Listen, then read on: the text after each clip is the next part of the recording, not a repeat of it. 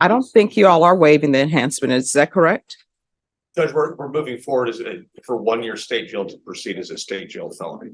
I mean, this is a state jail felony, correct? Because in the indictment, it's only alleging that he ran away from an officer, which is not a felony. That's correct. So then the enhancement allegation is being used to make it a state jail. Correct. So y'all proceeding on the indictment as presented? We are, Your Honor. I'm sorry for the misunderstanding. Oh, no problem. I thought there was a repeated allegation. That's okay. Maybe I was thinking the law maybe had changed and I wasn't aware. All right. So y'all are proceeding on the indictment as presented. Yes, Your Honor. All right. Mr. Vidari, I'm showing you what's entitled Court Admonishments. Did you review that document with your attorney? Did you understand it? Did you sign it in all the appropriate places? Yes, Your Honor, I did. Did you understand you're charged with the offense of evading arrest, detention, second or more? That's a state jail felony. Range of punishment is anywhere from 180 days up to two years in the state jail facility and up to a $10,000 fine. Did you understand? Yes, Your Honor. All right. After reviewing states exhibits 1 and attachments, the court will find there is sufficient evidence to find you guilty and the court will find you guilty. Are you proceeding with sentencing? We are, Your Honor. Anything you wish to say on behalf of your client? Your Honor, I think my client would like to address the court himself. All right. Yes. Well, Your Honor, I know I made a mistake and a bunch of mistakes. No, not mistakes. You made choices. Many choices, yes. Made bad choices. I had surgery not too long ago. I had an abscess under my arm. I had surgery on my wrist. So I was out for like a month, no work. And that's why I was doing all this shoplifting, getting stuff for the house for me and my wife. I have 4 kids of my own. We adopted 2. We have a new apartment now. So you adopted 2 children and you're out stealing. Yeah, well, I mean, it's kind of hard just her doing it by herself. And I couldn't donate plasma and I really didn't have the strength to do any type of work. And I just made wrong choices, like I said. But I do have a good support group. I do have a good job. No, see, here's the thing. What I know is when these children were adopted, was that through Child Protective Services? Yes, it was. All right. So what I know is when you adopt children through Child Protective Services, were they listed as special needs children or no? No, they're not special. It was my wife's niece. So what I know is when you adopt 2 children Mhm. in the state of Texas, I don't know how they do it in other states, but I know in the state of Texas, what ends up happening is you get similar to a stipend for each child. So you are probably already getting about.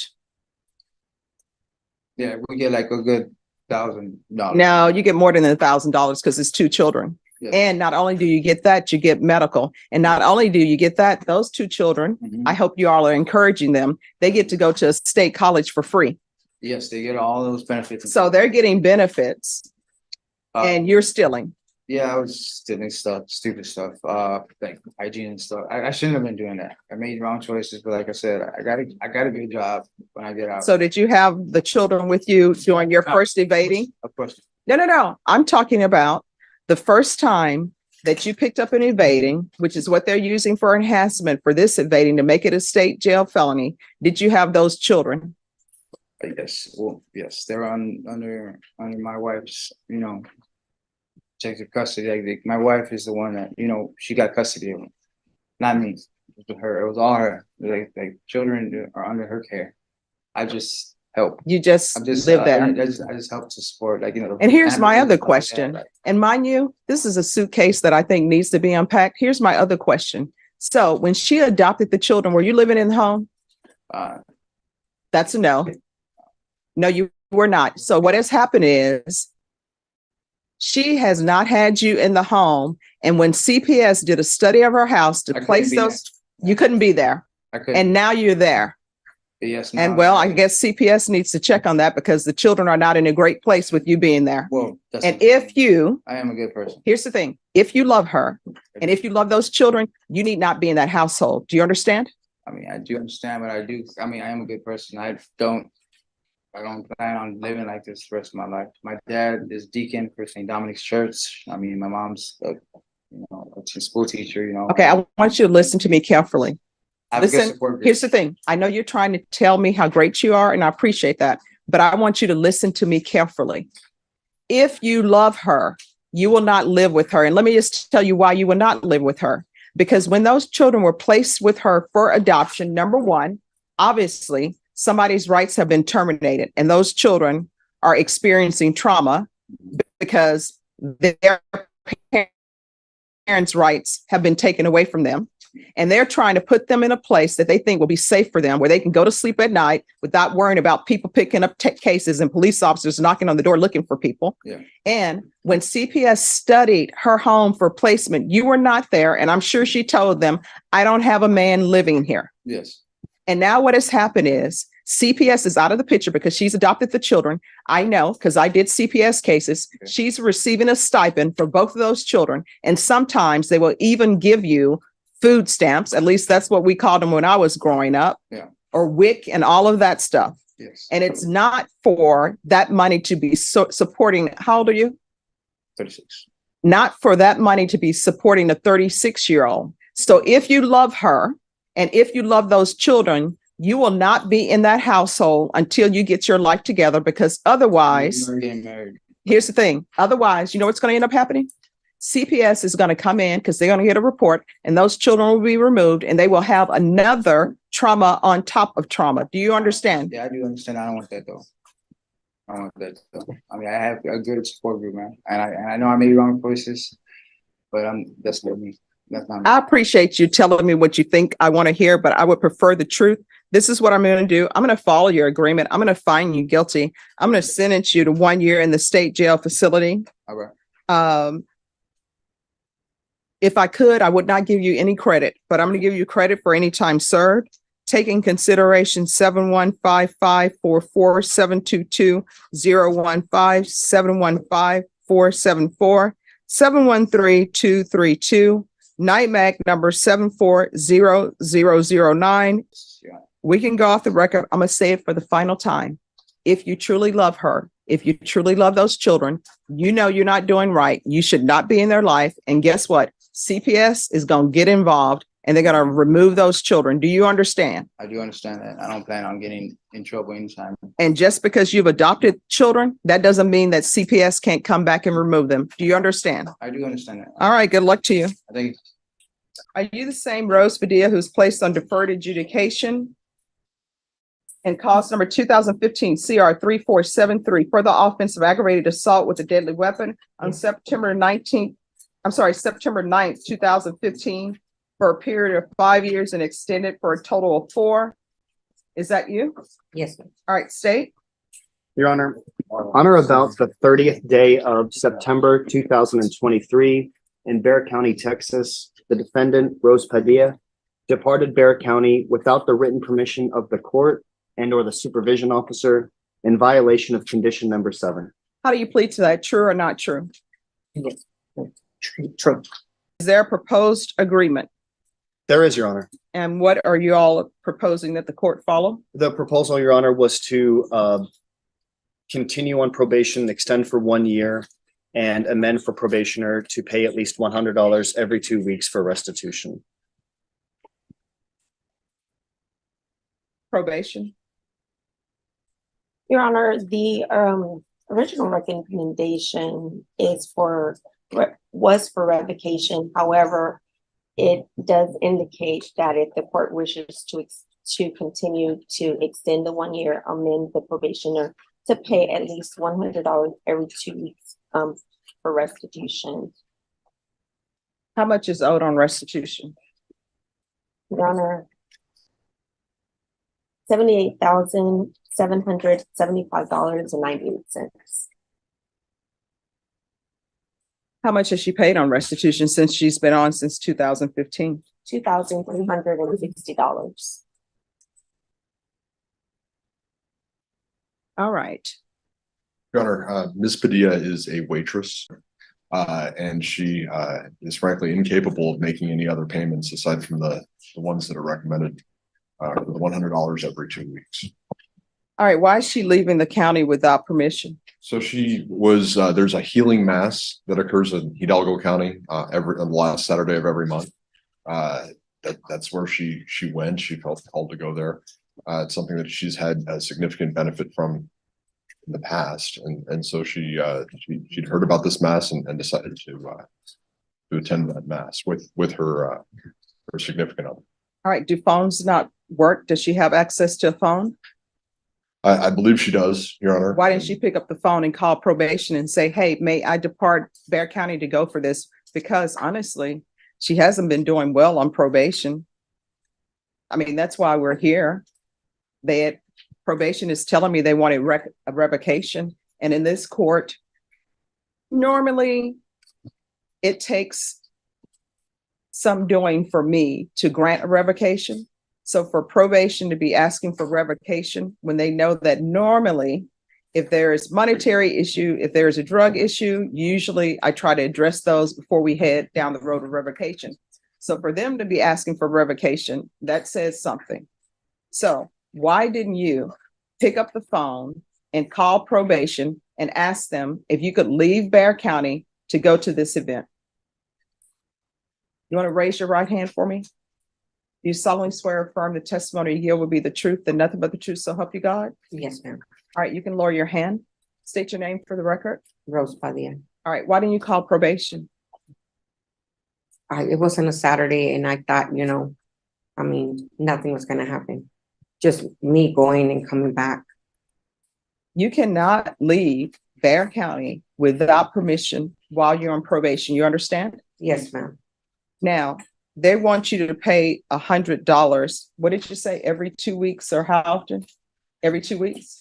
Yes, Judge. Are you able to pay this $100 every 2 weeks, or you're just saying that? No. Because let me just tell you why I'm asking that question. I find that when people are looking at potentially going to prison for 20 years, if people say, all right, we will agree to continue. If you pay $500 a week, you know what people will say? Well, I'm going to call this person and I'll pay $500 a week. So I want to know, can you really pay $100 every 2 weeks? Or are you just saying this because that's the agreement you all reached? Or will you be able to pay it? If you're not going to be able to pay it, you need to let me know now, because if I follow this agreement and I get a report that you miss one of the weeks in paying, we don't have problems. So if you cannot really pay $100 every 2 weeks, you need to let the court know now.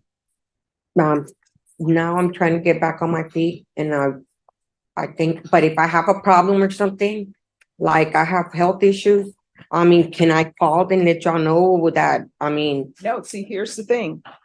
Your agreement that you all have made, regardless of what health issues you have, is that you're going to pay $100 every 2 weeks, because there's somebody out there, and I'm not the one who took this plea because this was before my time, but there's somebody out there that you owe $78,000 to.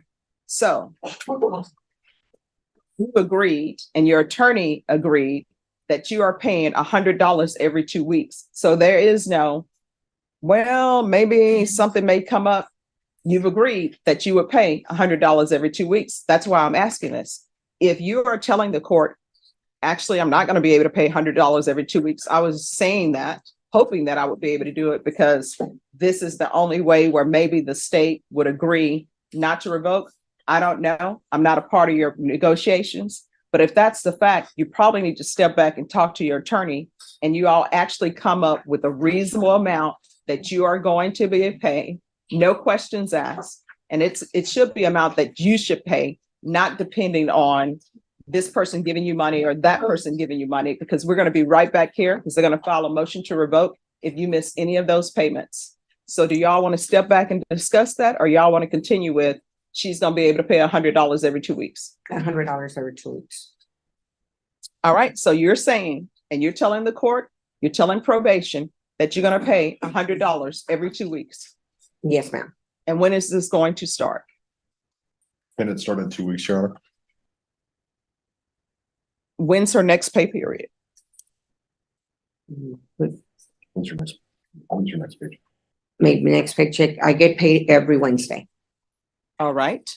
So this is her first payment, then is going to be, since you get paid Wednesday, is that electronic deposit maybe or no? No. All right. So her first payment, she's going to be making payments on December 7th. That should be her first payment of beginning every 2 weeks. Do you understand? Yes, ma'am.